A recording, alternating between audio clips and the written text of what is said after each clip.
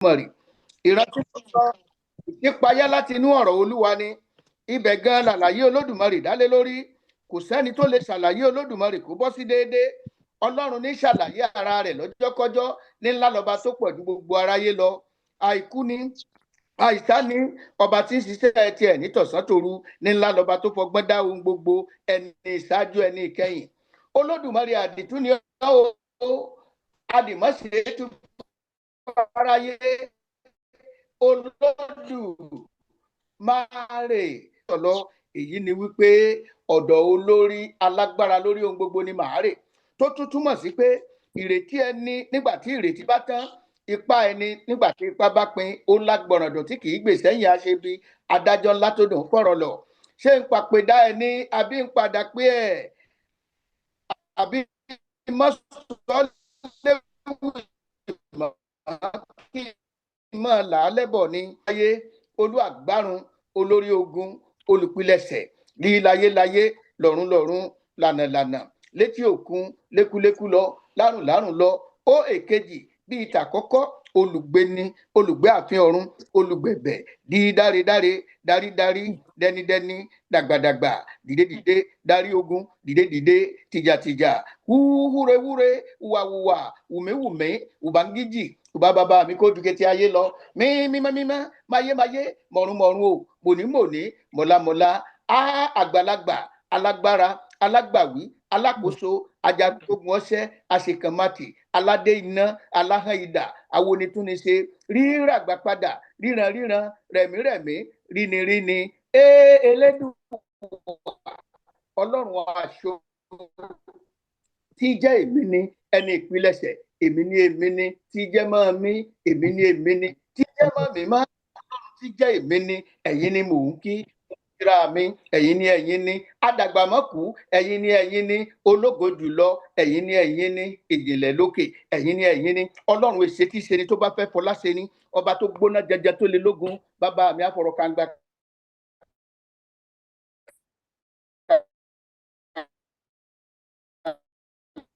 gbogbo èṣù mọ́lẹ̀ àṣírí ọlọ́run òde ọba tá bá ní líle lójú ogun lóṣù agbára tí gbani lọ́jọ́ ohun agbára ta ni ó pa ta ni ó mú ọba tó wọlé ikú sá kíjokíjo bàbá mi àwọ̀dẹ̀dẹ̀ gbogbo ka ènìyàn ti sá jìnnìjìnnì à ń wò ó ń lọ níwájú aṣọ ọ̀nà ló mú bora ó ń bọ̀ lẹ́yìn àlàfúnfún gbò kanlẹ̀ láì lábùkù ọba tó ga jogo lọ ọba tó gòjò ògo lọ ìkóǹdẹ ìkúbẹ́rẹ́ kò lè rí gbèsè ọba tó wo kọjá àárín arabaribí tí àríbìrà bàtà ọba tí ò lè níṣòro òkè tó ju gbogbo àwọn òkè ọlọ́run o ẹ̀yin gangan lẹ̀rù ikú tí bá ṣe bí ní mú mẹ́má olúgbáyé olúgbòde ọ̀run kankan ìṣàkátà ṣèkìtì ọlọ́run ẹrù ni a ò gbọ́dọ̀ bú ọlọ́run ẹrù ni a ò gbọ́dọ̀ ẹrù ni a ò gbọ́dọ̀ fọ̀rọ̀ ẹ̀ ṣe ẹ̀ mo wo ke mo wọlẹ̀ mo ríṣẹ́ ọlọ́run ẹrù bà mí ọba tó ní níní ọlá ọba tó ní níní ògo ọba tó gbọngbọn agbára nínú agbára tó ṣiṣẹ́ agbára tó sọ̀rọ̀ agbára tó wádìí agbára nínú agbára jọ tó gbéra rẹ̀ wọlé ẹ̀yin lọ́lọ́run ògo nínú ògo tó ju gbogbo àwọn ògo lọ ọyá ṣiṣẹ́ ògo rẹ nínú ayé wa ṣera rẹ lógo lórí ilé wa ṣera rẹ lógo lórí ọmọ wa ṣera rẹ lógo lórí ọkọ wa ṣera rẹ lógo lórí aya wa ṣera rẹ lógo nílẹ̀ Yorùbá kí gbogbo ní gbogbo ayé Olúwa pẹ̀lú rẹ hàn nínú oko pẹ̀lú rẹ hàn nípa gbígbé gíga pẹ̀lú rẹ hàn nínú ìwòsàn pẹ̀lú rẹ hàn nínú ìgbàlà Ọlọ́run ẹ̀kúnrẹ́rẹ́ àlàyé tó gbayé tó gbòde ọ̀run kankan ọyá ta lẹni tó mọ̀ tó máa lọ kó já mi nírọ́ àlọ́ ta la lágbára lórí ohun gbogbo ta lẹni tó ti ń bẹ ká tó bí wa ká tó bí bàbá wa ta lòkú gbórúkọ rẹ̀ tó hóye ta lọ̀sà gbórúkọ rẹ̀ tó mì tìtìtìtì ta la lágbára lórí ohun gbogbo Olódùmarè àlọ́ kí lọ́lọ́run ò lè ṣe lórí ohun gbogbo tí jẹ́ ṣíṣe ọlọ́run ò lè kú ọlọ́run ò lè ṣàìsàn aṣọ mímọ́ láṣọ ọba tó láṣọ mótómótó ó tó ṣe bí bẹ́ẹ̀ ni ó ṣe bí ó tó ṣe kà bẹ́ẹ̀ ni ó ṣe kà ọba tó jini lọ tí ò lè yan ni jẹ́ ọba mi akọmọ ti ka lẹ́yìn orúkọ bàbá mi ò lópin ọ̀rọ̀ bàbá mi kò lè kùnà ọ̀yá ẹ jẹ́ ká pe orúkọ Jésù lẹ́ẹ̀mẹ́ta.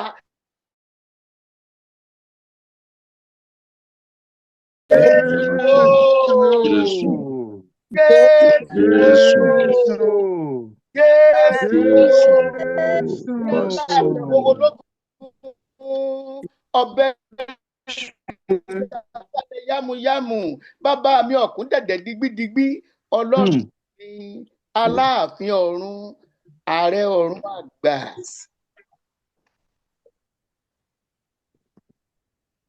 Ẹ ṣé o.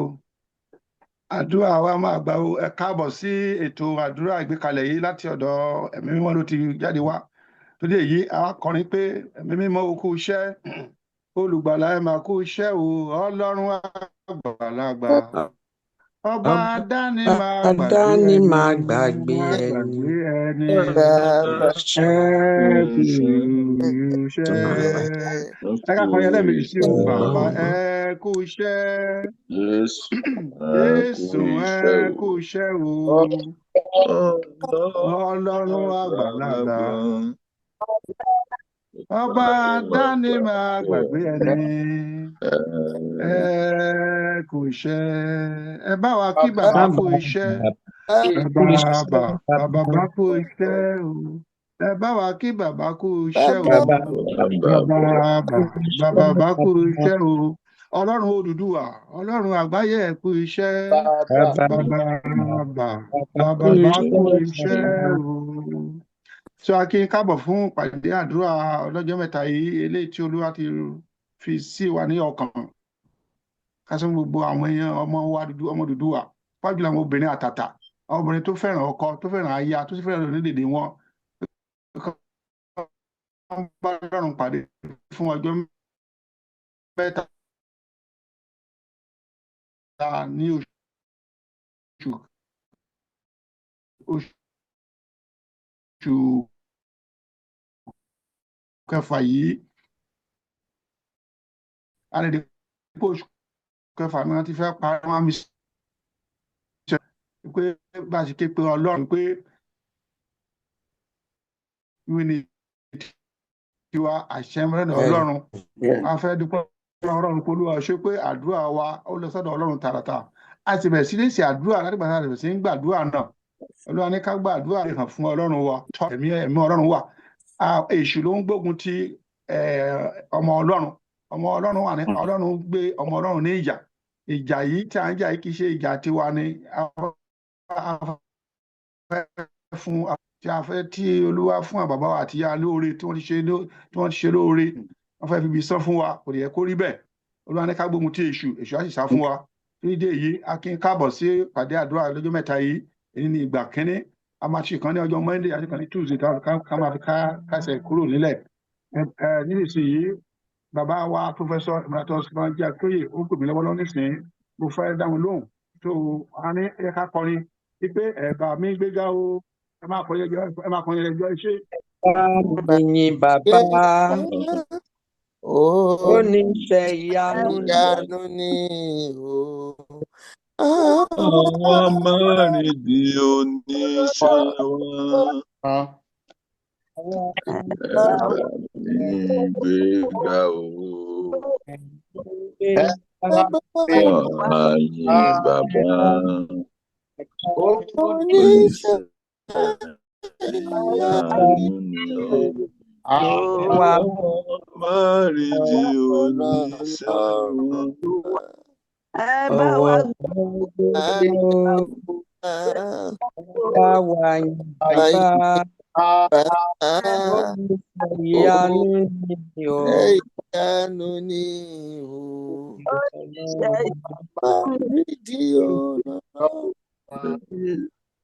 Àwa máa rí di o lọ́lọ́run wa. Yes. Ẹ bá wa gbéga o. Ẹ bá wa yìn bàbá. Oníṣẹ́ ìyanu ni o. Àwa máa rí di o lọ́lọ́run. Wọ́n fẹ́ wọlé wá láìpẹ́. A rí i pé àwọn èèyàn pàtàkì náà ti wọlé wá, gbogbo àtàwọn rí kan ní akín káàbọ̀ sáárín wa. Olúwa fún wa ní oore ọ̀fẹ́ ògbọ́n tó jẹ́ ìwọ̀n náà káàkiri. Akín káàbọ̀, àdúrà wọn gbà. A rí i pé bàbá wa Olúwa wà ní ọ̀dọ̀ wa, ọmọ wa, èèyàn wa gidi. Káyọ̀dé ẹ̀mọ́ọ̀lá wà láàrin wọn bí ẹ̀ káàbọ̀. Aṣẹ́gun Akúnlédé wà láàrin wọn bí ẹ̀ káàbọ̀ sáárín wa o. A máa fún bàbá Káyọ̀dé ẹ̀mọ́ọ̀lá kó sọ̀rọ̀ díẹ̀ kó tó gbé ìwé bàbá wọlé ní ṣókí ni o. Kankan dúpẹ́ lọ́wọ́ Ọlọ́run fún ètò àwọn aláwọ̀dé ká tó tẹ̀síwájú. Bàbá Káyọ̀dé ẹ̀mọ́ọ̀lá ṣẹ̀ wà ń bẹ̀. Tẹ̀sán ní ṣókí mo fẹ́ gbé bàbá wọlé. Akíntóyè wọ́n fẹ́ wọlé nísìnyí ṣe. Ẹ káàárọ̀ gbogbo lé, ọ̀rọ̀ mi ò ní pọ̀, mo kàn máa dúpẹ́ lọ́wọ́ wa tá a fàyè sílẹ̀ láti lè gbàdúrà fún orílẹ̀-èdè wa. Tẹ́ bá wo ìwé mímọ́ ní Genesis, Ọlọ́run fẹ́ lọ destroy ìlú tí Lot ń gbé. Abraham try àti persuade àwọn áńgẹ́lì yẹn pé tẹ́ bá tiẹ̀ rí iye ẹni mélòó tó ń intercede fún ìlú yìí, ṣé ẹ tiẹ̀ máa fi wọ́n sílẹ̀. It came from 1,000 to 100 to 10 pé okay wọ́n tiẹ̀ rò pé at least there will be 10 people interceding for that Sodom and Gomorrah, but there was none. So a lè wo pé nǹkan tá à ń ṣe ń bì pé ó kéré ó tóbi níwájú Ọlọ́run.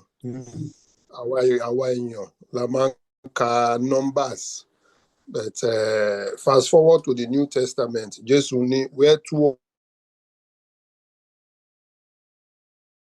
or 3 are gathered in my name, I will be in your midst. So provided you are doing it in my name, I will be there. So Ọlọ́run wà láàrin, ó dẹ̀ ń gbọ́ àdúrà wa. Gbogbo nǹkan tá a máa sọ láti ẹ̀ tó fi sílẹ̀, Ọlọ́run ti mọ̀. Yorùbá nation tá à ń lé, it's not of if, it's a matter of when. Ó máa ṣeé ṣe. Ó máa ṣeé ṣe ọ̀nà àrà. Ọ̀nà tó wò tá a rò sí, Ọlọ́run ti máa ṣe. So mo fẹ́ dúpẹ́ lọ́wọ́ yín tẹ́ ẹ fàkókò sílẹ̀ láti gbàdúrà fún orílẹ̀-èdè wa pé Ọlọ́run gbọ́ àdúrà wa o, àdúrà yín dẹ̀ ń gbà. Ọlọ́run jìnnà láìpẹ́ láì jìnnà, èmi nígbàgbọ́ pé gbogbo nǹkan tá à ń rò Ọlọ́run á di ṣíṣe fún wa. So that's the little message tí mo ní fún wa. Ẹ ṣé gan. Ẹ ṣé mọ́mì wa, ẹ ṣé ẹ̀yin dáàdì wa. Ẹ ṣé sà. Prophet, over to you.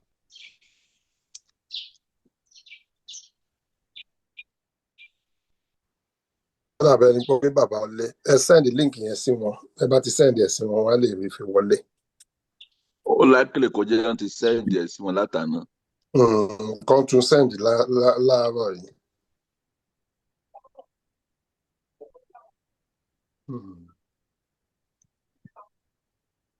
Praise the Lord. Hallelujah. Praise God. Hallelujah. Ẹ jẹ́ ká sọ̀rọ̀ níwọ̀nba nípa ọ̀rọ̀ Ọlọ́run. So kí bàbá tó wọlé, a máa bá wa lẹ́nu ẹ̀. Ẹ jẹ́ á gbàdúrà. Bàbá wa tí ń bẹ ilé ọ̀run, jẹ́ ní orúkọ Jésù Kristi. Ìwé mímọ́ ṣàkọ́ wa wípé ilé àtètèkọ́ṣe lé ọ̀rọ̀ wà. Ọ̀rọ̀ wà pẹ̀lú Ọlọ́run, Ọlọ́run sì lé ọ̀rọ̀ náà. Ǹjẹ́ ní orúkọ Jésù, Olúwa wá bá wa sọ̀rọ̀. Àmín. Olúwa ṣọ́ ara rẹ fún wa. Àmín. Nínú gbogbo ìdè, Olúwa tú wa sílẹ̀. Àmín. Nínú ogun ọ̀tá, Olúwa gbà wá. Àmín. A ó máa yìn ọ́, a ó sì máa kó ìkí rẹ̀.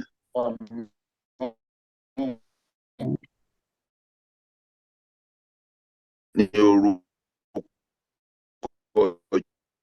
Jésù Kristi. Lórúkọ Tí ó mú ojú wa pé ní ọjọ́ èní, tó sì mú ẹsẹ̀ wa pèlé. A dúpẹ́ pé Olúwa fi sí ẹnì kọ̀ọ̀kan wa lọ́kàn láti súnmọ́ Ọlọ́run àti láti máa wá ojú Olúwa ní àkókò yìí. Pàápàá jùlọ ibi ẹgbẹ́ aládùúrà tá à ń ṣe, à ń pè ní Yoruba interfaith prayer. Mo máa ń sọ láti ìgbà dé ìgbà pé kí ni a ṣe? Àwa ò jalè, a ò kó iṣu oníṣu, a ò dáràn kankan, a ò pọ̀ ọmọ Fúlàní. Àwọn Fúlàní wá ń lépa wa, ṣùgbọ́n a dúpẹ́ lọ́wọ́ Ọlọ́run tó bá wa lé wọn padà. a dúpẹ́ lọ́wọ́ Ọlọ́run tí kò wá lé wọn lọ́wọ́. Ẹ jẹ́ ká wo eléyìí tán ẹ̀sẹ̀ ṣe. Mo fi pé méjì náà ṣe léraléra bẹ̀tẹ̀ ọ̀kan ni mo rántí mẹ́. Ẹ wo àwọn tán lọ gbé ní Ògbómọ̀ṣọ́ tán dúnbú tíṣà mathematics tí wọ́n bí head ẹ̀ tí wọ́n gé orí ẹ̀ láìrò wọ́n ta ẹ̀jẹ̀ aláìṣẹ̀ sílẹ̀.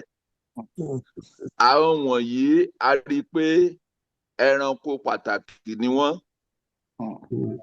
ń ṣe ènìyàn, kò dẹ̀ ní ẹ̀mí Ọlọ́run lára wọn. Ṣùgbọ́n a dúpẹ́ lọ́wọ́ Ọlọ́run. Tẹ́ bá wo gbogbo ibi tá a kà yẹ ní Kíróníkà kejì, ní Tìmótíù kejì àti Jeremáyà ìkọkàndínlọ́gbọ̀n, ohun tó ṣe pàtàkì níbẹ̀ ni wípé kí a gba àdúrà. Àdúrà la lè gbà, Ọlọ́run la lè ké pè, Ọlọ́run ló lè gbà wá. Tiwa ni pé iṣẹ́ tiwa ni pé nínú ìwé Kíróníkà kejì yẹn ẹsẹ̀ 14, ó ní pé kí a yí padà kúrò nínú ẹ̀ṣẹ̀ wa.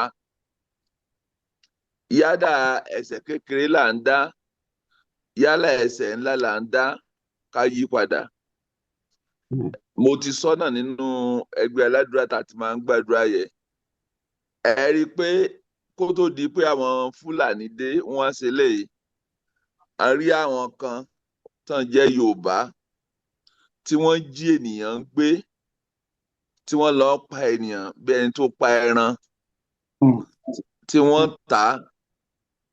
Ẹ rí i pé ohun tó burú jáì nìyẹn. Bíbélì dẹ̀ sọ fún wa, ó jẹ́ ká mọ̀ wípé ẹ̀ṣẹ̀ tó burú jù ni ẹ̀ṣẹ̀ ìtàjẹ̀ aláìṣẹ̀ sílẹ̀. Nígbà téèyàn ò jalè, tí ṣe pé wọ́n condemn ẹ̀ to death, tí wọ́n jẹ́ wípé wọ́n máa pa á, wọ́n máa ta ẹ̀jẹ̀ sílẹ̀, ẹ̀ṣẹ̀ tó burú jáì nìyẹn. Ṣùgbọ́n a dúpẹ́ lọ́wọ́ Ọlọ́run tó jẹ́ olùgbàlà fún wa láti gbà wá là.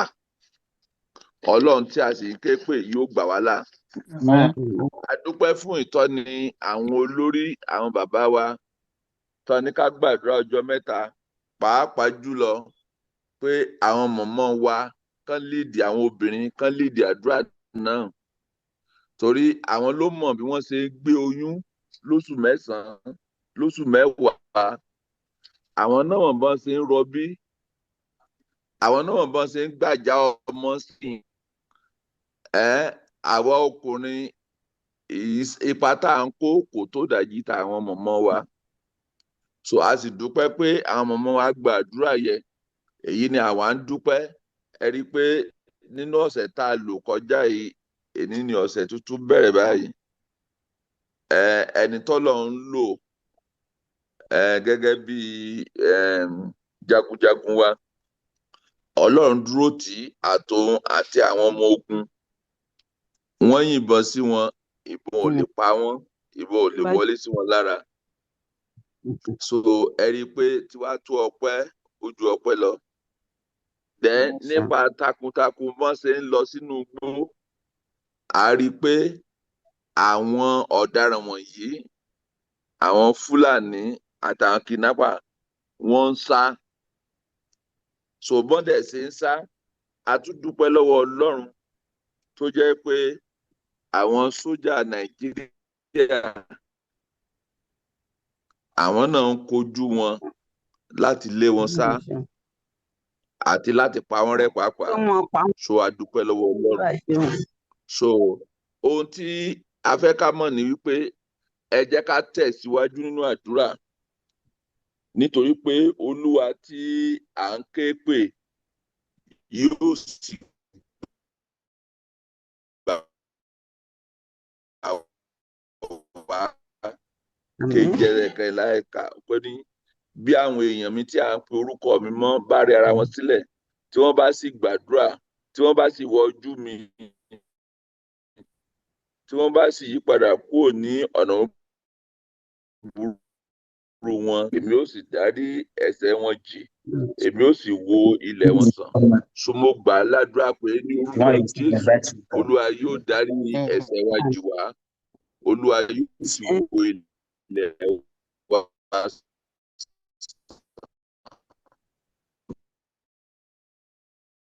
Olúwa yóò sì máa. So ẹ má bínú pé exposition wa ò pọ̀, ọ̀rọ̀ ìtìjú wa kò pọ̀ lẹ́yìn àárọ̀ yìí torí àkókò. Bàbá wa tí ń bẹ lé ọ̀run, ǹjẹ́ a dúpẹ́ pé ní ìgbà gbogbo tá a bá ké pè ọ́ ló máa ń dá wa lóhùn gbọpẹ́ gbà yín wa. A bẹ̀ ọ́ máa jọba lọ ní orílẹ̀-èdè Yorùbá Odùduwà nation, máa jọba lọ. Láìpẹ́ láìsàn, láìpẹ́ láì jìnnà, Olúwa fún wa ní Odùduwà nation náà, kí ògo rẹ̀ kó tàn káàkiri gbogbo àgbáyé ní orúkọ Jésù Kristi Olúwa wa. Àmín. Àmín ní orúkọ Jésù. Àmín, àmín lórúkọ A ti Jésù. gbọ́ ọ̀rọ̀ yẹn gbé látẹnu bàbá wa ẹni ọ̀wọ̀, ẹni tí Olúwa fi òróró yàn, bàbá Reverend Samuel Ogunṣakin. Ẹ ṣé o fún ọ̀rọ̀ yẹn tí ẹ fi gbà wáyé. Ọ̀rọ̀ Ọlọ́run ó sì yè, ó ní agbára. Ó sáré tètè, ó sì mú Júdà lójú méjì. Ọ̀rọ̀ Ọlọ́run ó ṣe kókó, ohùn ẹ̀ sì dára. Ó ní tá bá farabalẹ̀ gbóhùn Olúwa Ọlọ́run wa, ó máa gbé wa lọ sókè ga ju gbogbo ọ̀tá wa lọ. Ọlọ́run dẹ̀ ti sọ̀rọ̀ kalẹ̀ sí àwọn ọmọ káàrọ̀ òjíire, àwọn ọmọ Odùduwà, àwọn ọmọ Yorùbá, wípé ọ̀tá kata ò lè borí wa. Olúwa ló sọ bẹ́ẹ̀, kì í ṣàwa. Tó lọ́ bá dẹ̀ ti sọ̀rọ̀, ó ní ká gbégbèsè àti gbégbèsè náà. Tá bá farabalẹ̀ gbóhùn Olúwa Ọlọ́run rẹ kó ṣe nǹkan tí ẹ ká ṣe àti ṣe. Èní ọ̀la ọ̀túnla ọpẹ́lá kan fẹ́ dá pé Olúwa ti wá gbé ìjà wa jà. Tó pé ìjà yìí tàwa kọ́ o, ẹ̀mí mímọ́ gbéra nílẹ̀ á jagun lọ. Ẹ sọ bẹ́ẹ̀, ìjà yìí tàwa kọ́ o, ẹ̀mí mímọ́ gbéra nílẹ̀ á jagun fún wa. Gbogbo àwọn ọmọ Yorùbá káàrọ̀ òjíire, ẹ̀yin obìnrin ẹ káre o. Àwọn ọ̀tá fẹ́ farapa láti máa jẹ àwọn obìnrin níyà, kò yẹ kó rí bẹ́ẹ̀. A rí i pé obìnrin wọ́n gbìyànjú fọ́mọ wọn ni, kò sí wọn ní jẹ́ kọ́mọ kan jìyà. À fún wọn lọ́mú, à wẹ̀ fún wọn, a ṣe gbogbo kan, à lọ gbogbo náà máa ṣe láti lè kó wọn kàwé. Wọ́n kàwé tán kí wọ́n lè máa gbádùn ọmọ wọn. Àwọn èèyàn kan wá láti máa jí wọn gbé, láti máa bá wọn lò papọ̀. Àwọn báyàwó ìyá lò papọ̀, àwọn bá wọn lò papọ̀. Wọ́n tún máa kọ́kọ́ àwọn kọ́ ọmọ. Obìnrin ni wọ́n dá lóró jù, kò dẹ̀ dá eré ilé, ò dá, kò sùn, kò rẹwà rárá. Mo dẹ̀ dúpẹ́ lọ́wọ́ Ọlọ́run gbogbo ìyẹn obìnrin rere tí a ti gbàdúrà yìí, tẹ̀sí ni wọ́n máa gbà síwájú sí. Ẹ̀mí ẹ̀ka rẹ̀wẹ̀sì o. Wọ́n ní a ó ka obì a kò bá dúró, a ó ka obì a kò bá rẹ̀wẹ̀sì. Ohun gbogbo rere tí a bá ṣe òní ó lè re. Kò sí ohun tí ó ṣe o, kò sí nǹkan tó gbè fún rere tí ò ní ká. Ẹ yẹ ká tí wọ́n máa gbàdúrà pẹ̀lú tara, pẹ̀lú ẹ̀mí ìfẹ́, ìrẹ́pọ̀ àtẹ̀mí ìfihàn ṣe ọkàn pẹ̀lú ẹ̀mí sùúrù. Ẹ káàbọ̀ sáré bàbá wa náà ti dé sáré wa nísìnyí. Bàbá wa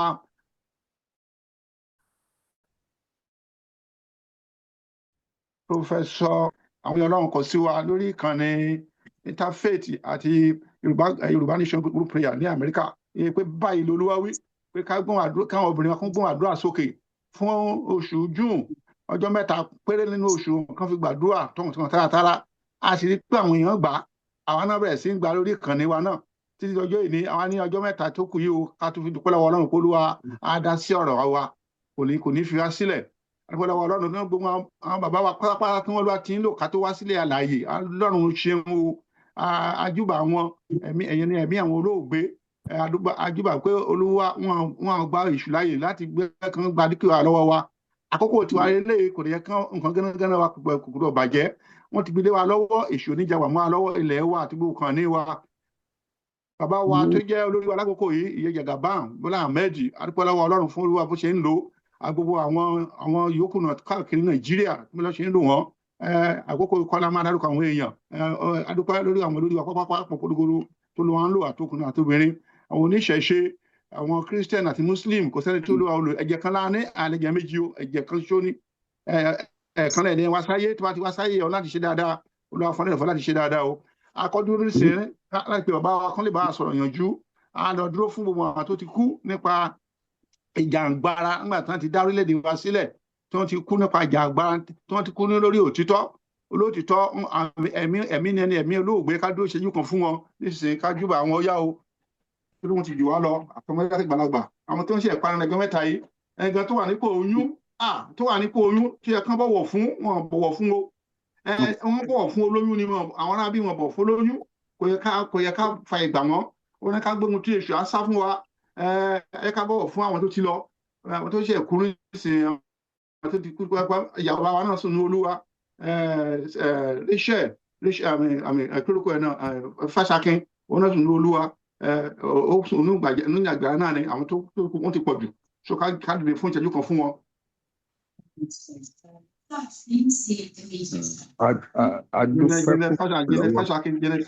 Jẹ́nẹ̀ Fáṣákin sùn ní olúwa ìyàwó bàbá wa sùn ní olúwa àwọn tó ṣe ìpàdé ẹjọ́ mẹ́ta yìí wọ́n pọ̀ tí wọ́n ti pa nípa ìjà agbára wọ́n fẹ́ gbà náwó olúwa nígbà fún wọn ká dúró fún ìṣẹ́jú kan fún wọn.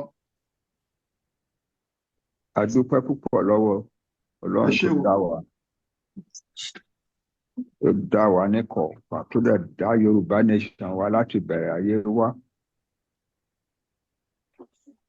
tó sì fún wa ní ilẹ̀ tiwa bí ilẹ̀ màmá gbé tá a jọ ń gbé bẹ̀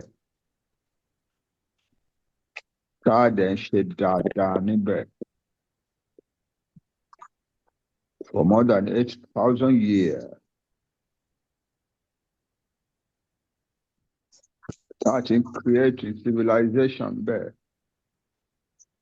tó yàtọ̀ tó kọjá àwọn other Black African countries on the same continent.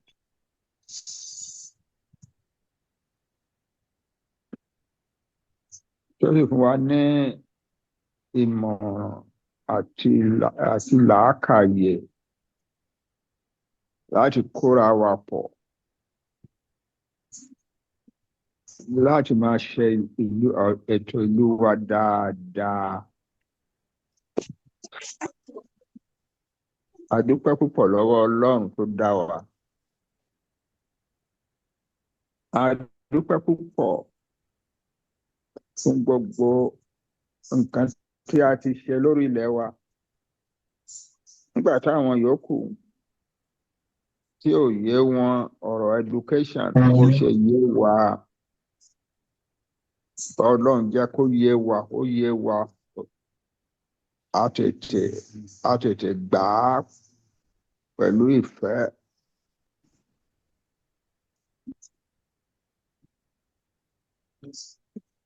Ìgbà tí wọ́n máa kó gbogbo Nàìjíríà papọ̀ táwọn òyìnbó tán fi ọgbọ́n àti agbára wọn àti ojú kòkòrò wọn tí wọ́n fi kó gbogbo ọ̀pọ̀lọpọ̀ ẹ̀yà jọ ní Nàìjíríà ní 1940. We were the only educated people among them, the only educated people in the new country tí wọ́n create. In many parts of Nigeria, the first elementary schools, primary schools, were not built by until the 1920s. Our team produced a university graduate as early as 1860. Yeah, as 1850s actually. At it published a newspaper as 1859.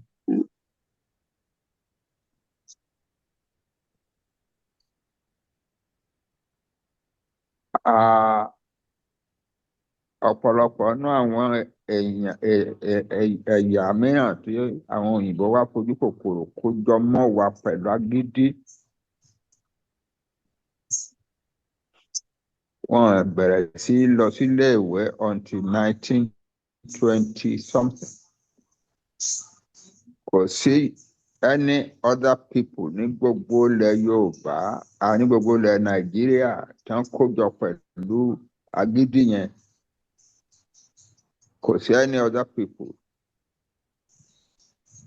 tó ń produce university graduate until 1933, 1934. Àwa ti ń produce university graduates as far as 1859, 1860. That's more than 70 years. Different, yes.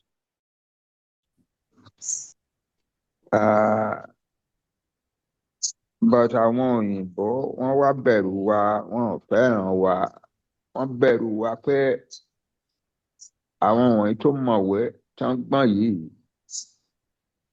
kì í ṣe irú àwọn dúdú táwa ń fẹ́ ní Áfíríkà lélẹ́yìí. Àwọn dúdú tí ò mọ nǹkan kan tí a lè tún jẹ bó ṣe wù wá là ń fẹ́ ní Áfíríkà. And so kí ni ká wá ṣe sí àwọn wọ̀nyí àti bá kó wọn pọ̀ mọ́ a lè ṣàìkó wọn pọ̀ because nígbà tí a máa fi kó wọn pọ̀ nǹkan tó fà á ni wípé àwọn yòókù wọ́n lè create owó revenue tá a máa fi sanwó àwọn òyìnbó tó ń ṣiṣẹ́ nílẹ̀ wọn torí àwọn tí a bá ṣe ìjọba wọn àwọn ló gbọ́dọ̀ máa sanwó wa kì í ṣe pé àwa lọ máa kówó wá láti ìlú wa máa sanwó ara wa àwọn ló gbọ́dọ̀ máa sanwó wa. Àwọn Yorùbá yìí wọ́n produce owó enough to pay the civil servant, the British civil servants in their land. Tako wá sílẹ̀ wọn. Wọ́n produce revenue and more tó ṣẹ́kù gbàtà bá san salary wa tán. Àwọn yòókù ò lè produce salary tí wọ́n máa fi san owó àwọn òyìnbó tó ń ṣiṣẹ́ láàárín wọn. So a gbọ́dọ̀ pa àwọn wọ̀nyí pọ̀ mọ́ wọn. A gbọ́dọ̀ pa wọ́n pọ̀.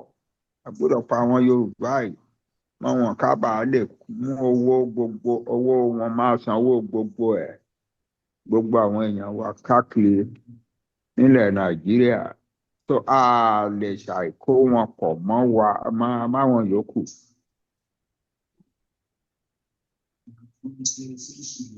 But ẹ̀yà tí ó lágbára ni wọ́n, ẹ̀yà tí ò yẹ tí a ò retí pé a lè rírú wọn ní Áfíríkà.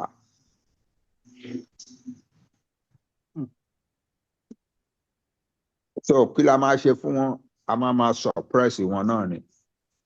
Yes. Why using their resources to pay the salaries of our people all over Nigeria? We must be suppressing them, keeping them down.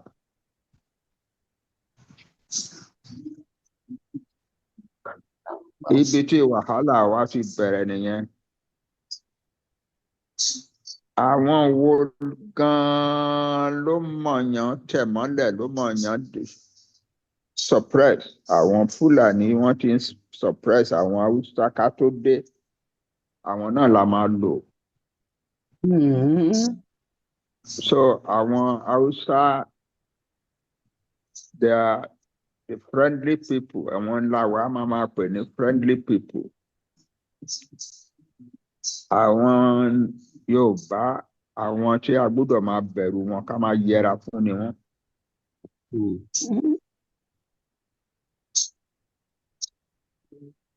Tí a bá ń wá personal friend, ara wọn náà láti lè rí because àwọn nìkan ló mọ̀wé.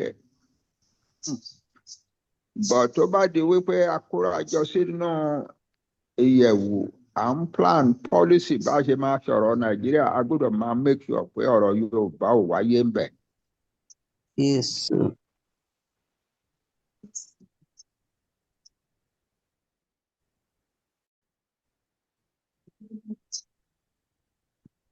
Nígbà tí àwọn Yorùbá bẹ̀rẹ̀ sí pariwo tí wọ́n bẹ̀rẹ̀ sí protest pé the northernmost part pé river Niger ní boundary wà láéláé ní boundary ilẹ̀ wà.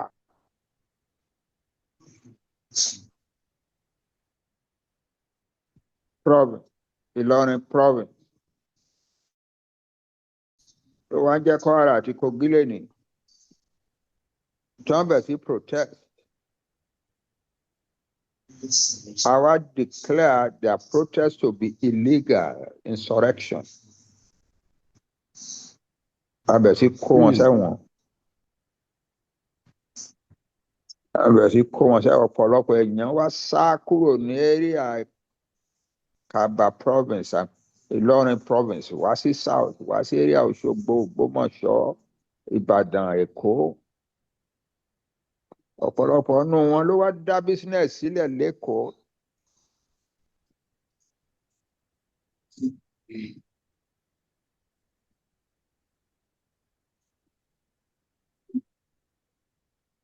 Ara wọn descendants wọn sì wà l'Ékòó lénìí tí wọ́n ṣe business l'Ékòó n'Ìbàdàn. Ìyà tí ń jẹ wá ó ti pẹ́ bàbá wa ọ̀run. Ọlọ́run gbà wá. Wọ́n gbà wá. Àkókò ti tó. Ẹ má gbéra ńlẹ̀ ajá fún wa bàbá. Ẹ ṣé. Nígbà tí ó dẹ̀ di wípé wọ́n wá ń plan wípé ok àwọn gbogbo tó láyé ti sọ pé gbogbo àwọn tí ó jẹ́ colonial people wọ́n gbọ́dọ̀ become independent. Wọ́n á bẹ̀rẹ̀ sí ṣètò constitution, ṣètò elections in such a way láti make sure pé àwa Yorùbá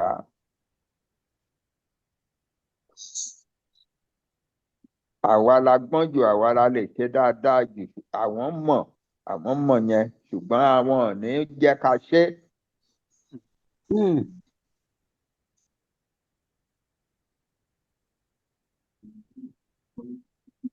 Àwọn bàbá wa ó lọ́wọ́ wọn ṣe campaign káàkiri ilẹ̀ Nàìjíríà tó jẹ́ pé ẹnìkan kan ò rí ẹ̀rí ní Áfíríkà.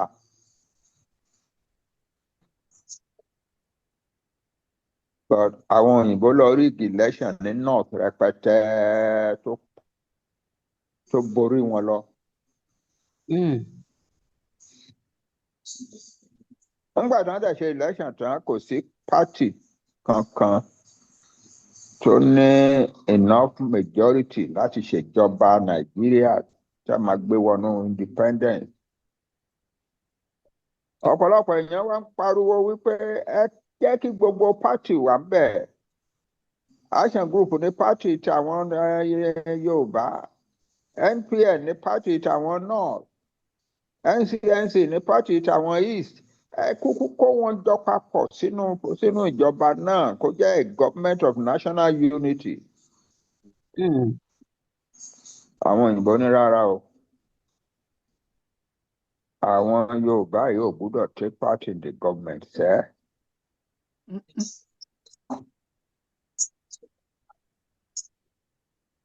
Wọ́n wá organize pé kí àwọn North àti East kan parapọ̀ kán máa ṣèjọba kí àwa Yorùbá ká máa ṣe opposition.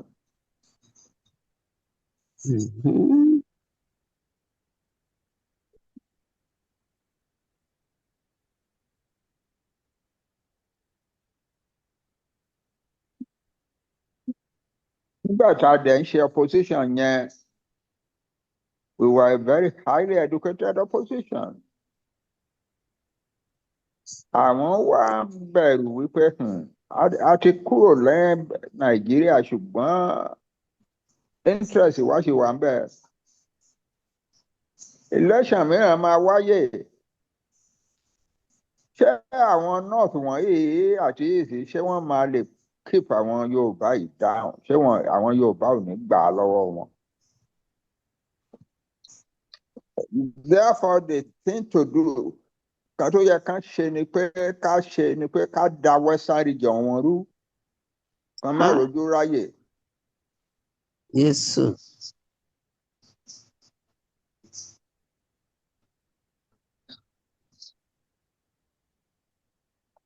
láì sẹ́ni tó ń jà ní Western region rárá. Wọ́n lọ gẹ̀ẹ́tì Akíntọ́lá, wọ́n gbé lọ sí London, wọ́n lọ tàn jẹ wípé ìwọ ló lè lead Yorùbá dáadáa. Irọ́ náà ń pa ọ́, kì í ṣe pé wọ́n fẹ́ràn ẹ o. Ṣé ọkùnrin tó ń pè Láwólọ́wọ̀ tó ń ṣe leader of opposition lẹ́kọ̀ọ́ yẹn kò lè lead Yorùbá dáadáa? Ìwọ ló mọ̀rọ̀ Yorùbá sọ, ìwọ ló dọ́gbọ́n Yorùbá, ìwọ ló mọ̀wé Yorùbá, ìwọ. Àwa dẹ̀ ready láti work with you. We must get rid of Awólọ́wọ̀. Àdálẹ̀dálẹ̀. Wọ́n wá declare emergency ní Western region. Wọ́n ní law and order to break down. Wọ́n suspend the constitution. Wọ́n suspend the Western region government. Wọ́n suspend the constitution Western region. Wọ́n yan sole administrator wá kó wá rule Western region. Wọ́n ṣe investigation sí gbogbo ìjọba tí Awólọ́wọ̀ ti ń ṣe ní Western region. Ní wọ́n fi dá nǹkan dáadáa sílẹ̀ ní Western region. Free education, everything. Wọ́n wá purọ́ pé ó fẹ́ da ìjọba rú, ó fẹ́ fi agídí gba ìjọba. Wọ́n wá accuse ẹ lọ sí court. Mábòtì.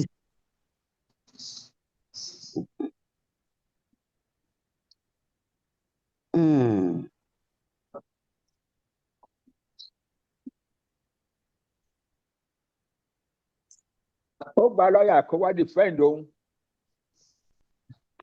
Torí ó mọ̀ wípé wọn ò ní jẹ́ kí lọ́ọ̀yà Nàìjíríà kankan kó defend òun dáadáa. Ó gba lọ́ọ̀yà wá láti Britain kó máa bọ̀ wá defend òun. Single foot. Bí lọ́ọ̀yà yẹn ṣe dé bó ṣe ń sọ̀kalẹ̀ nínú aeroplane lẹ́kọ̀ọ́ ni wọ́n gbé sínú aeroplane mìíràn padà kó máa padà lọ sí London rẹ̀.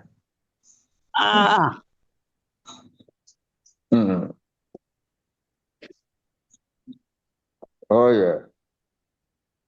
Nǹkan tí wọ́n fẹ́ charge Chief Awólọ́wọ̀ fún was not a treasonable felony. Kò sí nǹkan tó ń jẹ́ treasonable felony. Nǹkan tí wọ́n fẹ́ charge ẹ̀ fún was treason.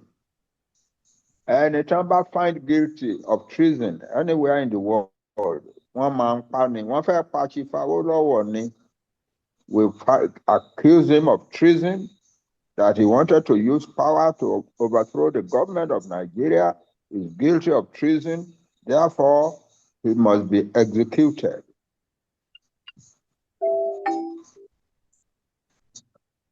Àwọn British families kan tán jẹ́ ọlọ́lá náà wá lọ sí House of Lords wípé nǹkan tá à ń gbọ́ pé àwọn British officials wá ń ṣe ní Nàìjíríà tán kọ́ àwọn gọ́ọ̀mẹ̀ntì Nàìjíríà pé kán ṣe sọ́kùnrin tán pè Láwólọ́wọ̀ yẹn ó mà kọjá ojú ẹ̀. They would accuse him of treason and execute him. Àwọn wọ̀nyẹn ló wá lọ bá Queen wípé rárá o, ẹ má ṣe nǹkan tó yẹn ní Nàìjíríà o. Náà fi wá change ẹ̀ sí treasonable felony. Kò sí treasonable felony nínú òfin ìjọba Nàìjíríà. Treason ló wà bẹ́ẹ̀.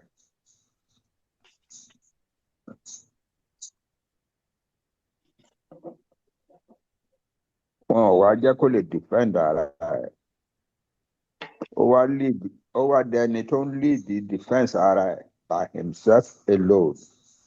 About 100 Yoruba lawyers ló dìde pé wọ́n máa defend ẹ̀ wọ́n jẹ́ kán ṣe, in fact wọ́n láti walk out of the court nígbà táwọn jẹ́ kán ṣiṣẹ́ wọn.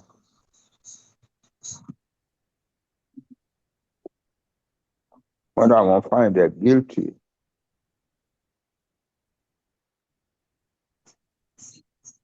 Ọmọ Yorùbá tí wọ́n gbé sórí adájọ́ táwọn Britain ti gbé lọ sí ìlú òyìnbó tán ti sọ fún pé you have to find this man guilty o. nígbà tó máa declare judgment ó ní my hands are tied kò sí nǹkan tó ń lè ṣe òun mọ òótọ́ tó wà ń bẹ̀ ṣùgbọ́n my hands are tied.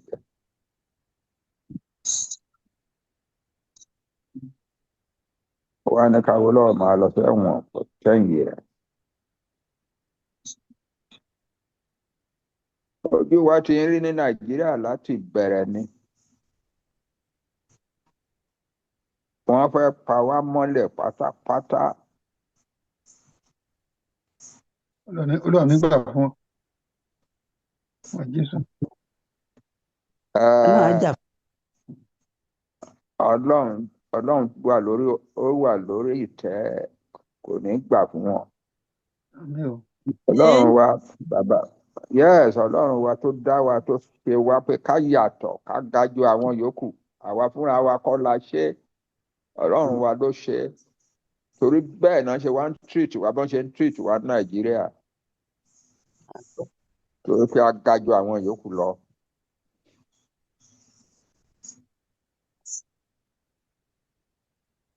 Ọlọ́run wa là ń kégbe pè lénìí lọ́la lọ́túnla pé kó dìde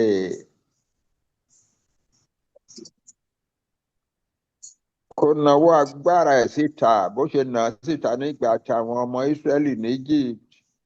Àmín, àmín, àmín. Kó gbà wá sílẹ̀, kó gbà wá sílẹ̀, kó gbà wá sílẹ̀. Àmín. Irú mírèkù tó rán sílẹ̀ Egypt nígbà wọn yẹn kó wá bẹ̀rẹ̀ sí rán sílẹ̀ Nàìjíríà. Táyé bá a mọ̀ wípé Nàìjíríà ti ṣe àwọn tó ń ṣèjọba Nàìjíríà ti ṣe ẹ̀ṣẹ̀ kan àwọn tó wà lólórí Nàìjíríà àtàwọn òyìnbó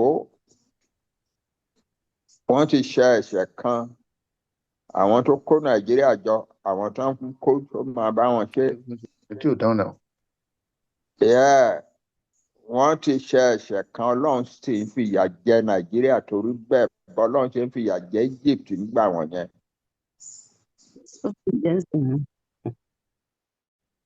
Ọlọ́run á tiẹ̀ ti rí i pé Ọlọ́run wa ti ń bá wọn jà already. Yes.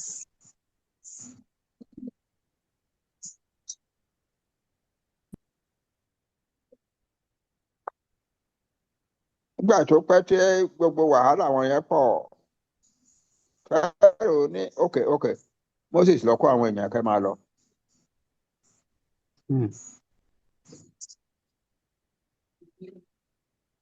But ìyẹn ò tọkàn ẹ̀ wá. Ó wá rán àmì kó tẹ̀lé wọn kó lọ pa wọn rẹ́ bí tán ti dé tí òkun tán mọ bí tán máa yà sí. Tán ti dé tí òkun pupa tán ti wà ń bẹ̀ for days tí wọn ò mọ ìrìn tán máa rìn ṣé nọ́ọ̀sì náà máa lọ ní àbí báwo. So àwọn ọmọ Israel déédéé gbọ́ wípé àwọn ogun Egypt the chariots and the horses were coming after them.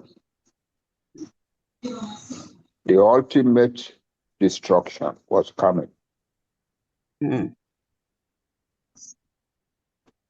Moses wá dúró sí etí òkun. Ọ̀pọ̀lọpọ̀ náà àwọn ọmọ Egypt àwọn ọmọ Israel ti wá bẹ̀rẹ̀ sí sọ̀sọ̀kúsọ orúkọ ẹ̀rù ti bà wọ́n. Moses wá dúró sí etí òkun ó wá ń pe Ọlọ́run ẹ̀. Bá irú condition bẹ́ẹ̀ yẹn la wà lẹ́yìn tá a fi ń pe Ọlọ́run wa. Bàbá wa tó wà lọ́run à ń pè yín lénìí bí Moses ṣe pè yín jọ yẹn.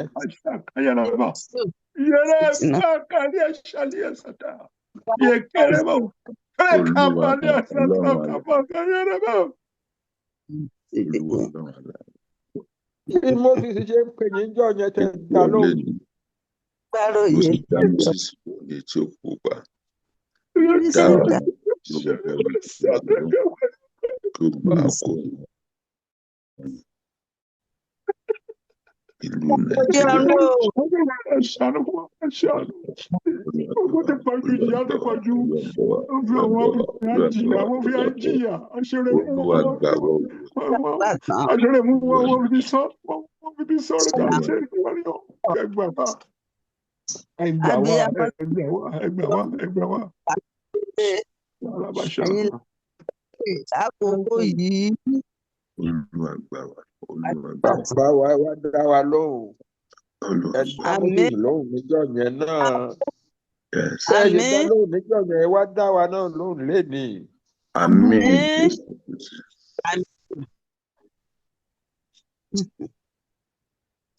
Bẹ́ẹ̀ ṣe dá Moses lóhùn níjọ́ yẹn. Tẹ́ ẹ náwó agbára yín síwájú. Ẹ ní kí Moses na pàpà ọwọ́ yẹn síwájú. Tẹ́ ẹ náwó agbára yín síwájú. Tẹ́ ẹ la òkun. Tẹ́ ẹ la òkun pupa. Tó là tí ọ̀nà là láti fún àwọn ọmọ Ísírẹ́lì lọ́nà pé kán kọjá lọ sí the other side of the eastern banks of the Red Sea. Ẹ wá ṣerú yẹn náà fáwa náà. Àmín. Ẹ̀yin lẹ́wà lánàá lè ní forever. Ẹ wá ṣe agbára yín ò lè tán. Kò síjọ́ tá agbára yín lè tán láyé. Bẹ́ẹ̀ni. Wà.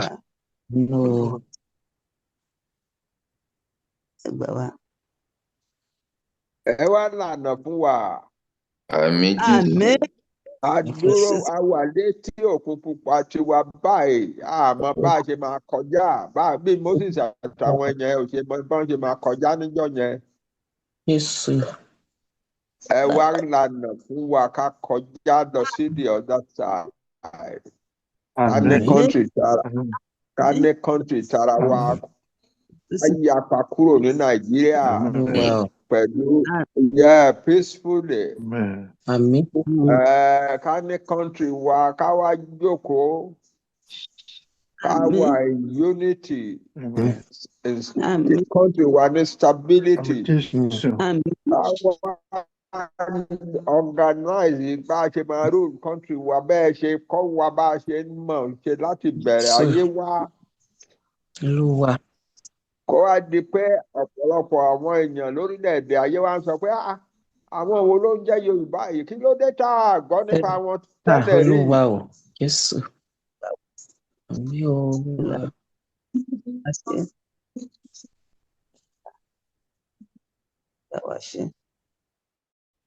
Kábíyèsí Ọlọ́run wa.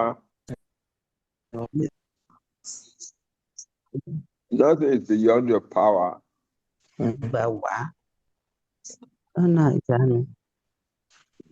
You can do exceeding abundantly above all that we can ask for, all that we can think of, all that we can dream of. Oh, yes. Come and do it for us, Father. Amen.